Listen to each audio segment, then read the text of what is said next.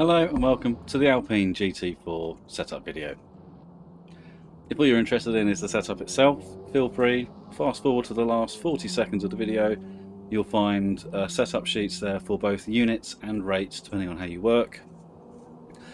This car has got certain parameters that have both, so I thought I'd better give you both at the end. But no hard feelings, crack on, that's fine by me. But for those that want to stick around and get the full story, it's starting now. So the car itself was an absolute pleasure to work on, really. I spent the last week with it. The default setup was very good, to be fair to it. It had a couple of things that I wanted to work on, but I'd have been quite happy to use it. My main reason for wanting to do it is because I like to tinker with things, and there was a couple of things. So the front end was a bit vague for my taste, and the rear was a little bit lively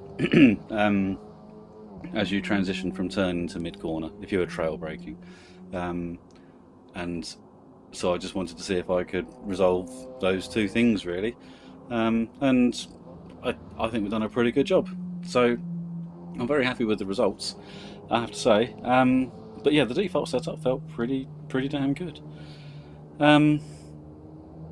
And yeah, like I say, the car was very nice to work with. I wouldn't say it was quite as responsive as the V Gen 2 was, but it's a much bigger car, to be fair. It's a much bigger car, it's a much heavier car.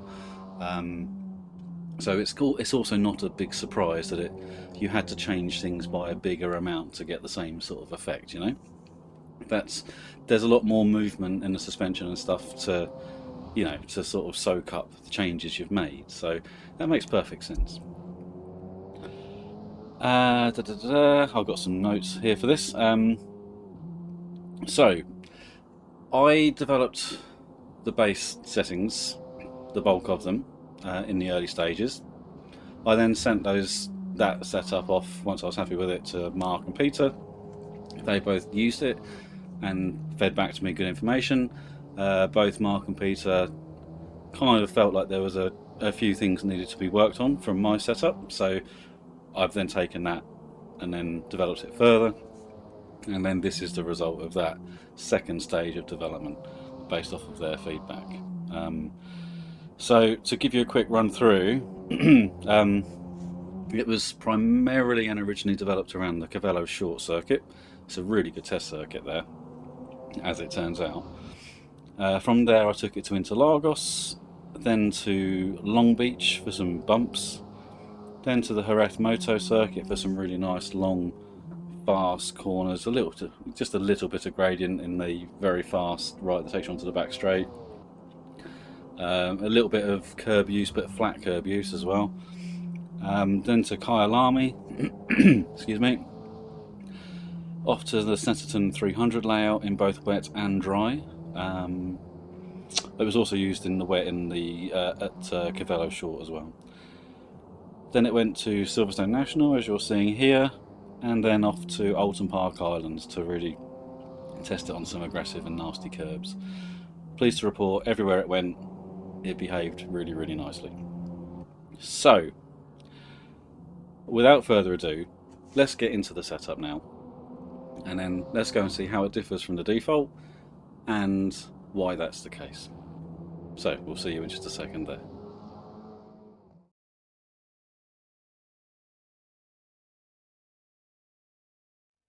So here we are in the setup sheet. On the screen is the new setup. I've got the default setup on a second window, so I can bingo call what it was. I'll just go through the pages and just explain the logic behind the changes for each one. So the tyre pressures were reduced, as is now becoming fairly customary. They're at their minimum values, down to 1.4. The front was 1.56 and the rear was 1.60.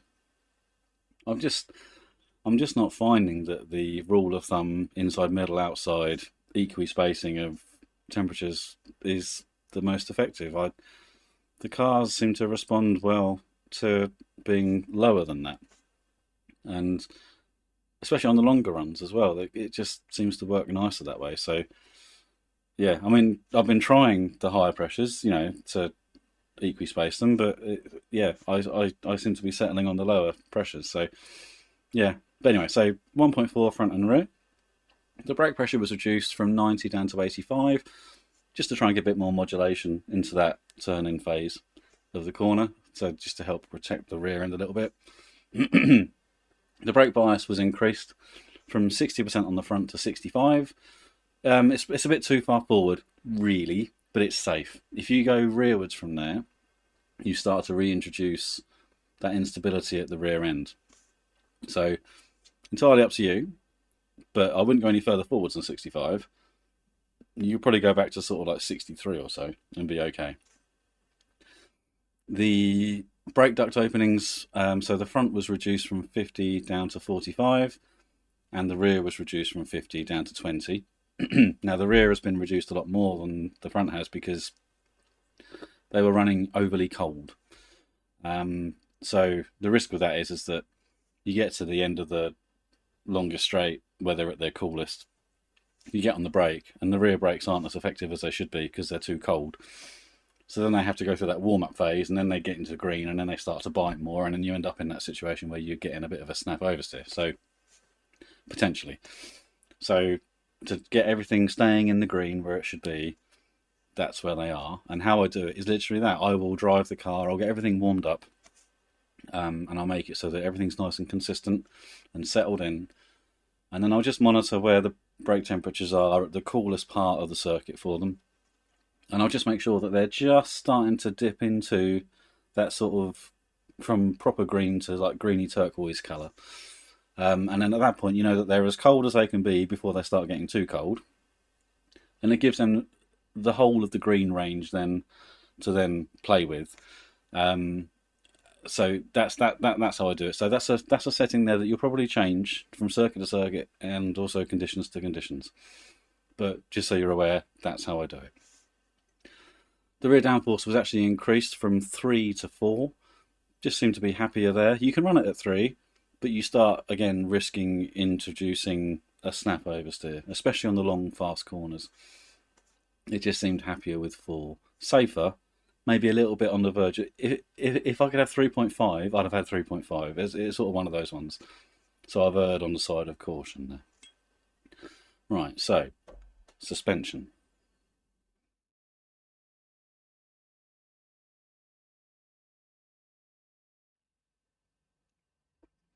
There's a fair bit going on here in the suspension tab, and there's a little bit there that's mildly contradictory, but I'll hopefully explain why that's the case and how we got it to that point. So I've jumped the gun a little bit there though. So anyway, let's just get there naturally. So the caster angle's been increased from 6.5 to 7. I did that because at the start of the video I mentioned that the front just felt a little bit vague. So to help get a feeling of the front end loading up, I've increased the caster a little bit. And with an increase in caster, also requires normally a reduction in camber, front camber. So the camber's been reduced, but more than what you'd expect. So standard default setup is 3.2 degrees negative caster. We've got 2.3 degrees negative caster.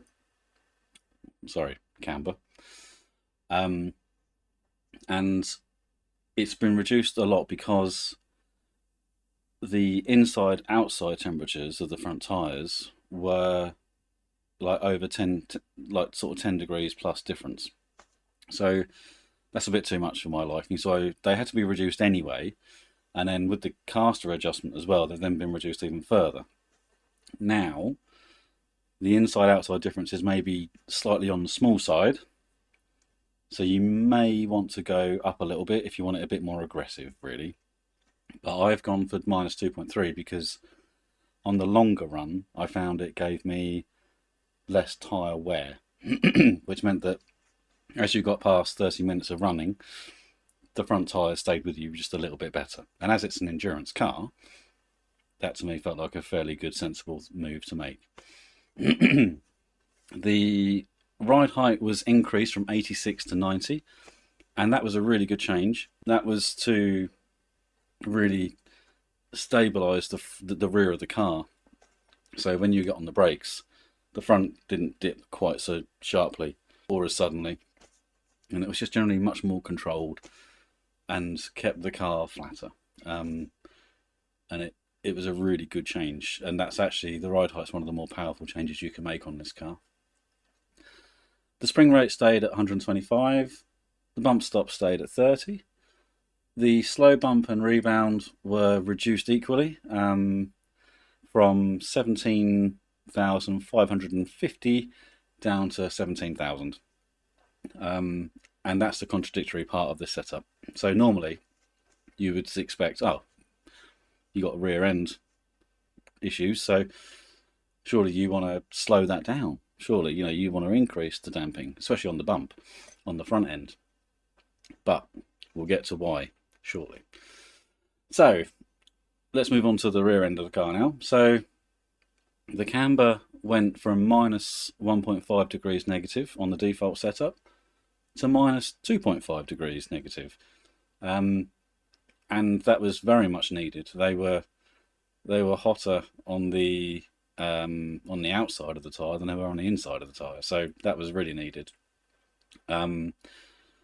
The ride height was reduced from 112 down to 105, and that is the change that allowed us to make the front damping softer, because it leveled the car out front to rear, and it stabilised the rear of the car no end. It was a really good change, that one. And that one was suggested by Peter as one of the second stage changes. And that allowed me to then make the front end a little bit sharper with the front damping, which is great because it works really nicely, and also helped reduce the front tyre wear for the longer runs. It was a real win-win situation, that one. That was really, really helpful. The spring rate stayed at 135 Newton millimeters. The bump stop stayed at 35. The slow bump at the rear stayed the same at 16,450, and the rebound was increased to 17,000 from 16,450, and that was again just to help slow how quickly the rear of the car lifted, which I might have to do another video about this one. So my theory flies in the face of the Reiza developer who does the setups. According to if my understanding of his theory is correct anyway, his theory is that the stiffer rebound will unweight the rear tyres more suddenly and therefore risk them losing grip. My theory, and what I'm feeling, and I don't think I'm just feeling what I think I should be feeling, I think I am feeling what I'm feeling, is that the rear of the car lifts more slowly, so it keeps weight on the rear for longer, which keeps it more stable. So we're going to have to do a video about this one, but I need to figure out a way of showing it so that I can prove to myself if I'm right or wrong. But anyway, in this case, we won't get into that now, but the rear slow rebound was increased a little bit, and that to me helped stabilise the rear of the car on the braking, because it felt like the rear of the car was lifting more slowly as you got on the brakes, which then kept weight on the rear, grip on the rear, and then kept it stable that way. Right, into the front centre now. So the steering lock was increased from 25 degrees to 28 degrees. I found that gave a nice feeling. Again, sort of similar to the caster thing, it just gave me a bit more feeling for where the grip was. The toe angle went from minus 0.2 degrees toe out to straight ahead. We'll get into a smaller discussion about the toe angle later, because Peter preferred less caster, more toe out. I tried it and I didn't like it, so I've kept the setup as 7 degrees caster, 0 degrees toe. The anti-roll bar was reduced at the front from 43 down to 38. The rear toe was increased from 0.2 to 0.4 degrees. Again, just to try and get a bit more stability. The anti-roll bar at the rear stayed at 15 Newton millimeters. Sorry, I should say the front bar was reduced just to try and get the front end mid corner a bit nicer. Again, just a bit more bite in the mid corner, really, because by the time you got to the mid corner, the rear end was safe. It was just getting to that mid corner stage that was the trouble. So yeah, so once you got there, you could reduce that front roll bar and get some of that feeling back on the front end. Right, let's get into the drivetrain now, shall we?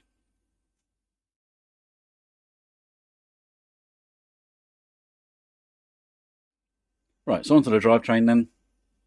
45 litres of fuel should see you good for half an hour's running on, I think, pretty much every single circuit.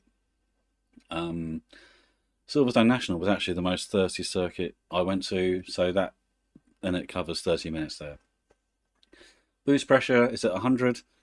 For an endurance race, I'll probably drop that back a little bit. The car is actually very, very strong on the straights, and actually, if you wanted to make the racing more interesting, you probably want to reduce it down to about 95% anyway, so that then you're equal with all the other cars down the straight, because at the moment you're a bit quicker. But for an endurance race, to drop it down to 95 would be good, because then it then reduces how quickly your engine points rack up. So it's a good idea for a long endurance race. Radiator opening was reduced from 80 to 75. That was just to try and keep the engine oil temperature around about 110. That's what I'm looking for with that. You can go a bit more than 110, but you don't want to be going any more than 115 if you can possibly help it. Traction control actually should be 1, not 0. Let me do that. Let me change that. So traction control should be 1. 0 is faster. 1 is more friendly. And as this is for a more user-friendly setup, then I think it should be given to you as 1. The anti-lock brakes at 2. So if you were wanting to be more racy, definitely run the TC at 0. It's just plain faster. Anti-lock brakes, you can get down to 1, but if you've got a bumpy circuit, you want it on 2 because it saves the front tyres a lot. And even on a smooth circuit, again for longer runs, I'll probably suggest running it at 2 anyway, because it really helps save those front tyres. Gear ratios I've just left as the default because it's got to try and cover all circuits, and that's what they've deemed appropriate. So I haven't changed that, but you can change it. Into the diff, I've got it on 90 preload with 8 clutches. The default setup was 60 preload on 6 clutches. So if we start with the clutches, so 6 clutches is more user friendly but slower. 10 clutches is faster but harder. 8 clutches was nice. Sort of really, it is, as you would expect, it's the perfect middle ground, really. The preload was, if you run it lower, the car is, it rotates easier, and it's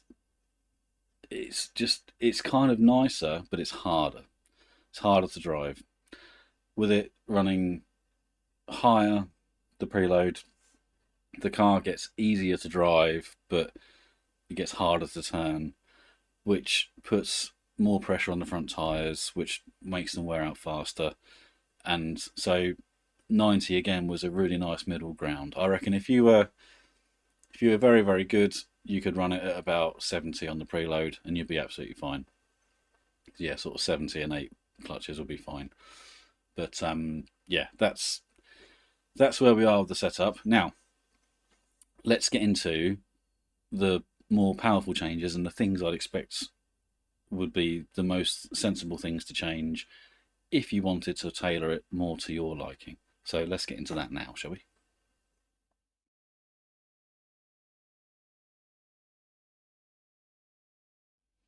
Right, let's get into the suggested adjustments. So, in no particular order, but there's a few of these changes which are really effective on this car. and are quite easy to work with in terms of getting it to how you want it to feel. So let's start with the caster. So if you want the car to be a bit more friendly in the mid corner, the front end, if let's say the front's a bit too aggressive, you can reduce the caster. Would you want to increase the caster at all? I'm not so sure if you want to go much more than 7 degrees, but I would use caster if you wanted to make it more user friendly in the mid corner on the front end. So you would just drop it back a little bit, down to sort of 6 or so at the most. I wouldn't go any further than 6. Just don't forget as well that if you reduce the caster, you'll need to increase the camber on the front of the car as well. So let's say you went down to 6 degrees caster, I would probably increase the camber angle up to about 2.8, maybe 3 degrees negative camber. The clutches would be another good one to do. So 6 will be more stable, 10 will be more aggressive, 6 is slower, 10 is faster, 8 is Goldilocks. Preload on the diff. So lower is more aggressive, the car will rotate more freely, just because the rear wheels can rotate around each other easier. And so it allows the front to basically maneuver the rear around the corner easier. So reducing the preload will help. It'll also help the front tyres as well. It helps the rears, but it also helps the fronts, because the fronts aren't having to work as hard to try and overcome that diff preload, that sort of drag and the rear end rotating. So if you want it a bit more aggressive, run it lower. If you want the car more user friendly and the caster hasn't done it for you, you could try increasing the preload, but it does come at a cost of front tyre wear and also rear tyre wear as well, but mainly front. That's where you'll feel it the most. The rear anti-roll bar, normally I wouldn't mess around with the rear anti-roll bar very much on the driven axle, but here it was very effective. I found it very helpful. Now, when I went to Interlagos, I found that it kind of felt better with a stiffer rear spring, but with a stiffer rear spring and the second stage anti-roll bar at the back, it was too much. But putting the stiffer rear spring in and then reducing the anti-roll bar was a really nice middle ground. But on other circuits, I preferred the softer spring with the second stage roll bar. So just something to bear in mind. It's a nice thing if you want a bit more aggressiveness in the car, you can reduce the rear roll bar and increase the rear spring 1 rate each, and you'll find that that just gives you a really nice small step of extra aggressiveness in the car. The front ride height, really effective. If you go sort of down to the mid 80s, you'll find it gets quite snappy on the brakes at the rear. So yeah, if you want it more friendly, you can go up beyond 90. If you want it a bit more aggressive, drop it down a little bit. The brake bias, 65. It's a little bit on the high side. It's known and it's artificially high. It helps stabilize everything. But again, front tyre wear, if you want to protect those front tyres a little bit, bring it back a little bit. But just be mindful, if you do bring it back to sort of 63%, and that is all it would need. If you go back, you've got to drive it more mindfully. You're gonna have to watch out for that rear end, because it will start to show signs of that, in sort of reintroducing that rear locking, and it will have you over. So just watch out. You've been warned. Just watch out for that. The rear downforce. Now, I don't normally play around much with downforce because I'm normally the JCW Mini guy, and on that, I wish I could unbolt the damn thing off the back of the car. But on this car, it really responded well to it. And default setup is set to 3, and I set it to 4.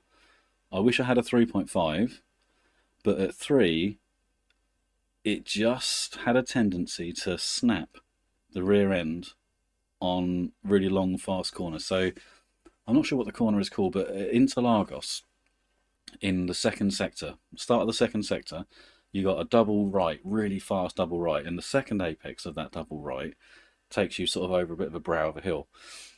And just as you start to get in the compression, and then the car comes out of that compression, on 3 rear downforce, it's really you're constantly waiting for it to try and catch you out. On 4, spot on, didn't have to worry about it at all. So I opted for ease of use, and I've kept it at 4 because I thought it was the best place to start. You can always trim it back if you want to, but it was the best place to start, I felt personally. Front tyre pressures. So if you want the car a bit less aggressive, you can increase the front tyre pressures a little bit, and it will help, but it will come at a cost of front tyre wear again. Yeah, it goes against the rule of thumb that you're told about the game, but the lower pressures, the cars I've used seem to respond well to the lower pressures, so it is what it is. But yeah, if you want to smooth out the front a little bit, you can increase the front pressure a little bit. I wouldn't go much. I wouldn't go much more than, say, 1.45 at the very most. And lastly, the boost pressure. Yeah, like I said earlier, with 100%, the car it's really too fast down the straights to make the racing that interesting. 95 brings you about in line with everything else and makes the racing more interesting. And then for an endurance race as well, it will help you out doubly because now your engine points won't rack up as much, and it's more user friendly in terms of the longer distance. So that's another good change to make. So yeah, they're the most powerful changes to make, and that's what I would do. Now, there's one other thing. There's another section as well. So if you're on a bumpy circuit, you might want to increase your traction control and your ABS a little bit. It really helps protect the tyres. And I would say the ABS more than the traction control in that instance, but definitely worth considering if you're going to say like Long Beach, for example, a track like that where it's just lots of little bumps and the tyres are always constantly looking for the next bit of grip. So yeah, if you can, just consider increasing both of those.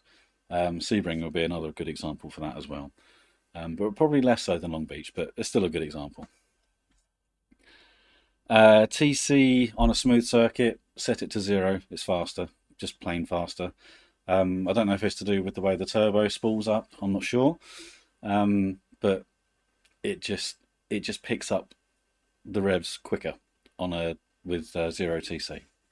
And also the way the turbo comes in, it's quite nice. It's quite user friendly the way the turbo comes in. So the power delivery, it's sort of like it's slightly off the turbo, and then just when you want it the most, the turbo's then comes in, and it's just like, oh, brilliant, great timing, and it's every time. So the car is really lovely. It's a really good introduction to GT4, and I've personally, it's my pick of the bunch by quite some margin of the whole GT4 field. Really, really lovely. But yeah, TC0 is faster. Right, so yeah, that pretty much wraps up the powerful settings. I will say again, massive thank you to both Marc and Peter for their help. The bulk of the work was done earlier in the week, and then midweek they were sent the first iteration of the setup. Marc tried it. He wanted the diff preload lower, so I had the diff preload quite high, about 175 to start with. He asked for it to be lowered, or suggested it should be lowered. I then took that and tested it, and he was absolutely right. It was better with the lower preload for me, and it felt like a more rounded setup that way as well.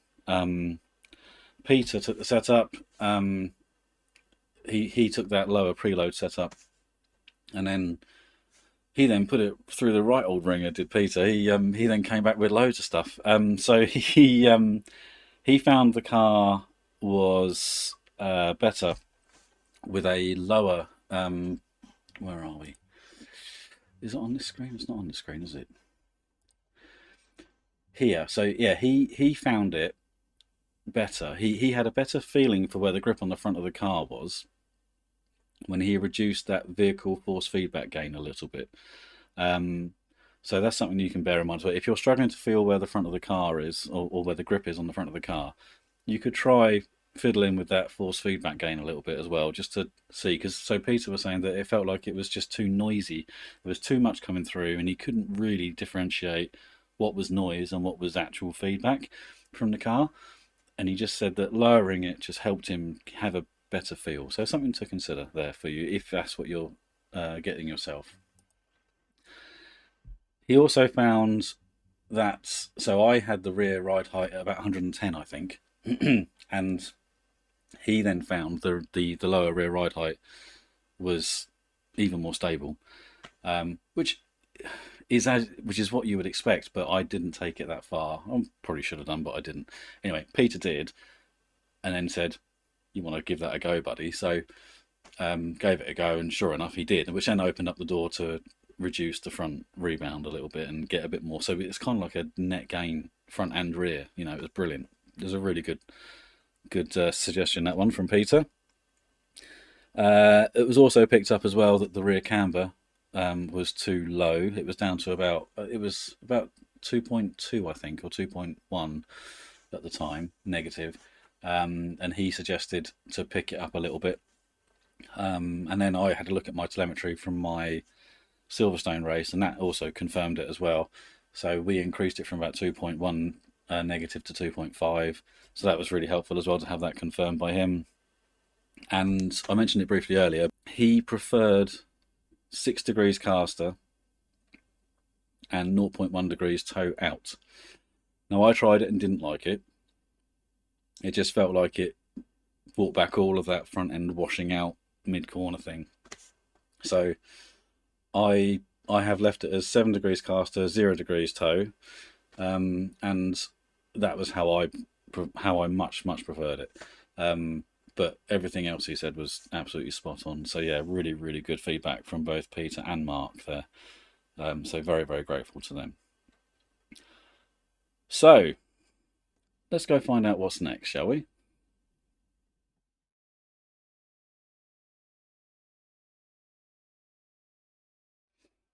So next up in the series is going to be the GT Classics Porsche 911 RSR from 1974.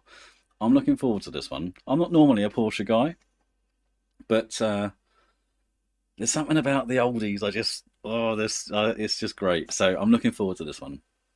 So I don't know how long it's going to take because it's such a different car that I might be a bit longer with this one. I'm not sure. It's got no ABS. It's got no traction control. It's an absolute beast. Engine's hanging out the rear.